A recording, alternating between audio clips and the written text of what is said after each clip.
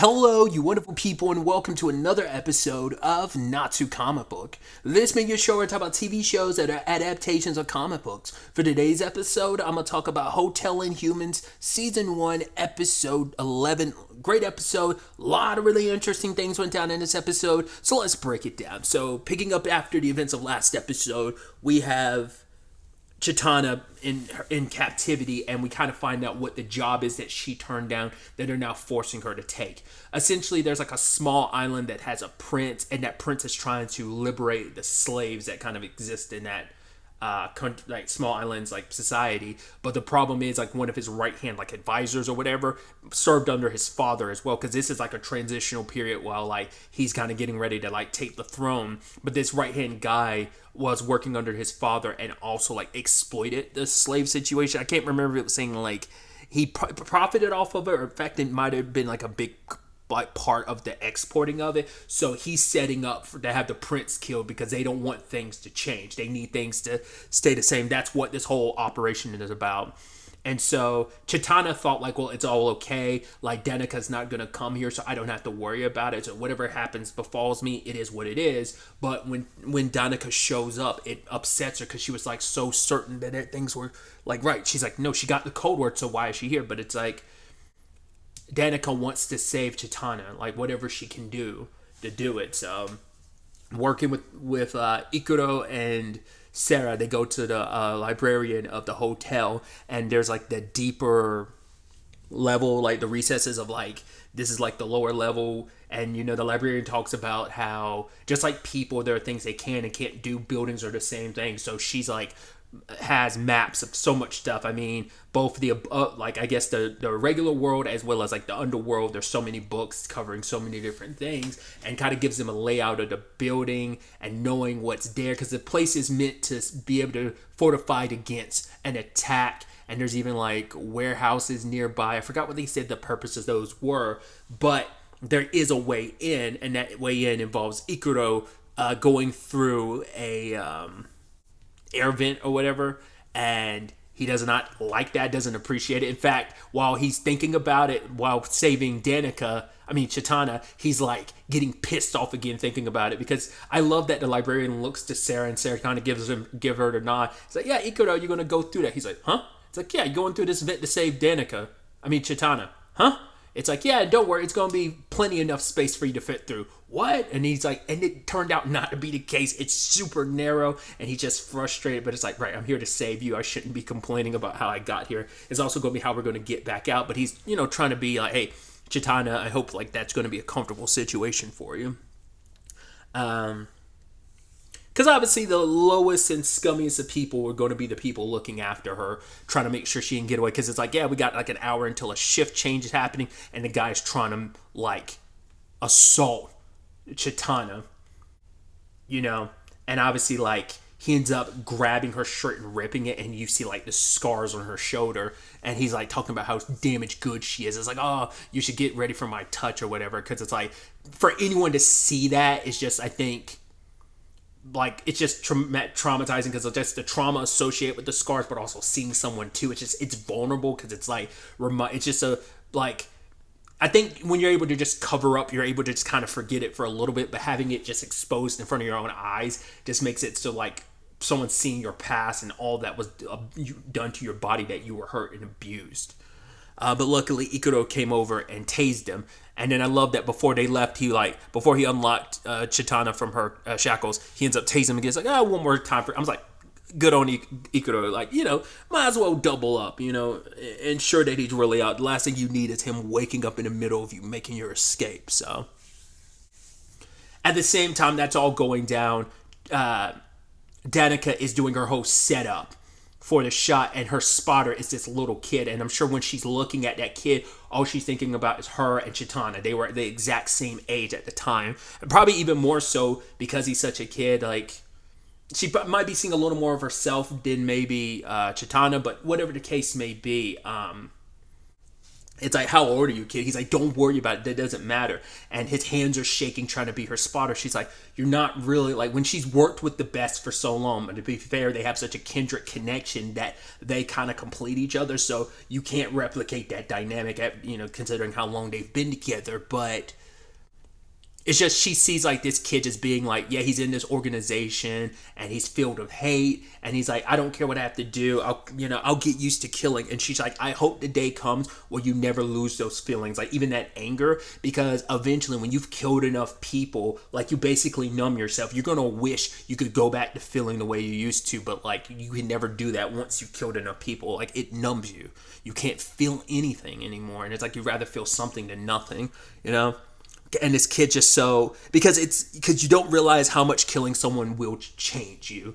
It's kind of like, and Danica being so far on the other side of it, she probably has vague memories of who she was when she felt, but like even at such a young age, even before she was probably this kid's age, she'd already killed so many people, put through the ringer, and was kind of a sacrificial lamb. Which the same thing's happening here. That was even something why Chitana didn't want to take this job, because she knew like what the end result would be is like they need a fall guy. So the situation Danica essentially saved herself from all those years ago when she met Danica.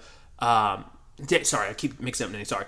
The situation that Danica found herself in all those years ago when she met Chitana, where it's like the organization she worked for sent someone to try and kill her, to make her the fall guy for everything, make her take the blame for everything, and kill her to kind of be tying up a loose end. The same thing was going to happen in this situation, and Chitana saw it from a mile away. That's extra reason why not to take the job. Plus, as their circumstances being what they are, they're very sensitive about the slave topic. That's why they're probably comfortable taking the jobs they do, where it's like, hey, we're killing people who are associated. Because the opening of this episode gave us like the other perspective on them taking out that couple at the beginning of the last episode. But yeah, those people were like brokers in the whole slave trade business. So once again, there's no confirmation that every job they take kind of falls into that category, but I think they expressly probably feel a certain way about taking those jobs specifically.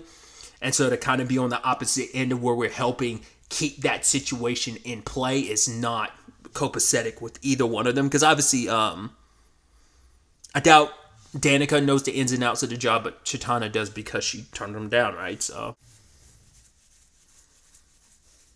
but as they're making their escape, Chitana and Ikuro, she feels bad because she's beating herself up. She's thinking like, right, neither you nor I or Danica would be in this situation if it wasn't for me. But Ikuro was like, no, it's my job. Well, he's like, well, beyond that, it's like, I got to keep that promise to Danica to try and get you to see the stars like next week or whatever. And it's like, she's like, no, that's not possible. Why would she ask you to do the impossible? Especially considering like, well, it didn't come up until after that discussion with Ikuro, but the whole Danica calling about the thing. But Ikuro knows it's a tough job, but with everything he knows about their history and stuff, it makes it so like he feels even more motivated to make it applicable and possible.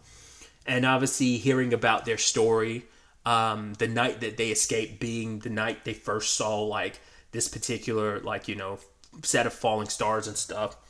Meteor shower. And Danica like was confused. She's thinking like, oh, with all these falling stars, does that mean the sky will eventually go black? But Chitana explained like that's not how it works. And the whole thing about like making a wish, and they wished about toast with butter and marmalade, and they both laughed about it.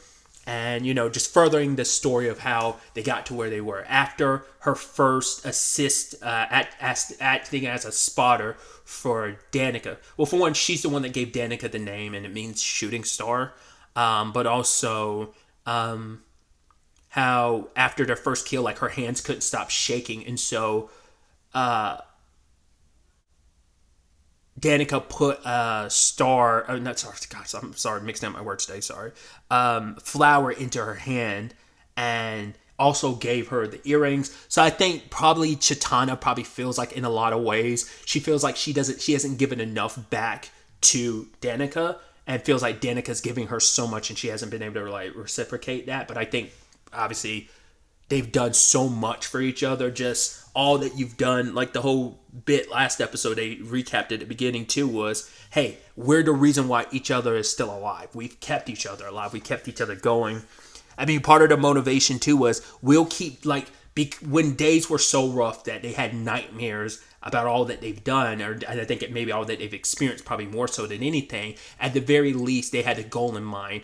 We'll stop. We have to live until her tattoo is complete, and then it's almost kind of like it's almost like this is gonna be our stopping point across many different regards about like just their profession and what they do going forward. It's like this can be our stopping point and gives us a good stopping point. So that's at least what kind of was a goal that kind of at least eased them enough that they could sleep afterwards. It kind of gave them a goal in mind, that it kind of like little light at the end of the tunnel that like dispersed the darkness of those nightmares.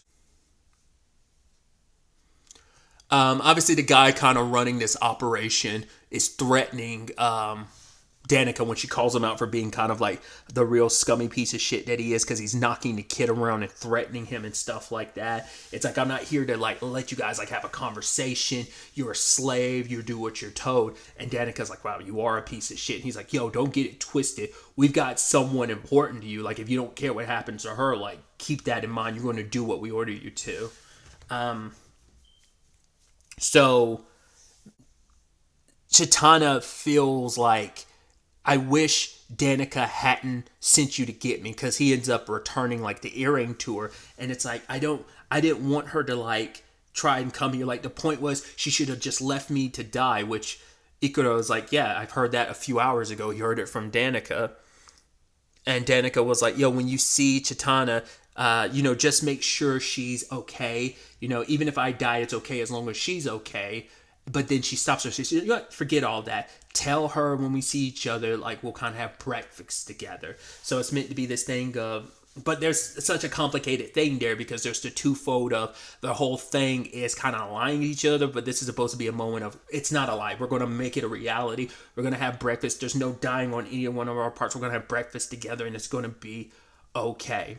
And I think, and that beautiful moment of like, the earring, like Danica handing out the earring, and it's for Ikuro, but like it feels like it's Danica passing it to Chitana. It's this very beautiful moment. And I think it's interesting too, because I think Chitana kind of feels this a little when she hears like the back and forth between Ikuro and Sarah, because Sarah's like, wow, your timing was impeccable. He was like, yeah, I'm pretty good, right? And then she ignores, like, hey, how is Chitana? He's like, yeah, completely ignores me. Hey, she's right beside me and stuff. And it's like, yeah, I'm not really built for this. He's like, I'm more the brains than brawn. She's like, oh, so... Okay, so he's like, no. I'm not trying to say that you're not intelligent or anything like that. I think Chitana, and I brought it up last episode too, because during the outro, like the earlier part of it has like that story, the style, the animated style of like that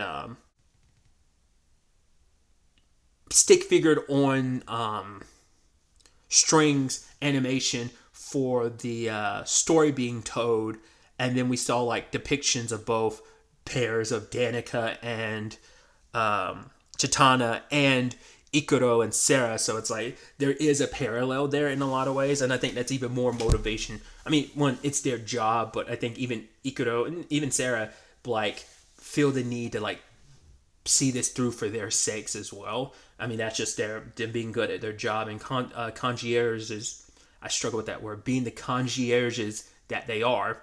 But there's also a little personal thing of like wanting to see them reunited and be able to kind of see things through and come out on the other side of this. So, but yeah, the episode ends with Sarah in front of the building wearing a squirrel suit and jumping off the building and gliding in. So, guess that's how she's going to break in through and just kind of stealthily make her way through. It's going to be interesting to see how this all plays out. I was surprised when we were kind of getting to the end. I wasn't paying attention to the clock, but I didn't realize like how little time was left, and then the credits start rolling. I was like, wow, this is going to be a 3-parter, maybe even more, because I was like, wow, that's our first 3-parter of the show. So it makes me wonder. I'm like, oh, does that mean the season finale is going to be a one-off then, or will this end up being a 4-parter? I assume 3, but who knows?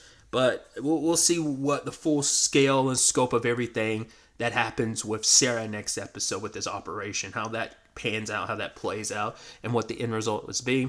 Like I said, I always have to brace myself because I'm like, man, please don't have a depressing ending, and it most likely will. But I'll have to suck it up and see how this all plays out next episode. But really, that's all I want to talk about. Till the next time we meet, be happy, be safe, live life to the fullest, and enjoy it. Good day and goodbye.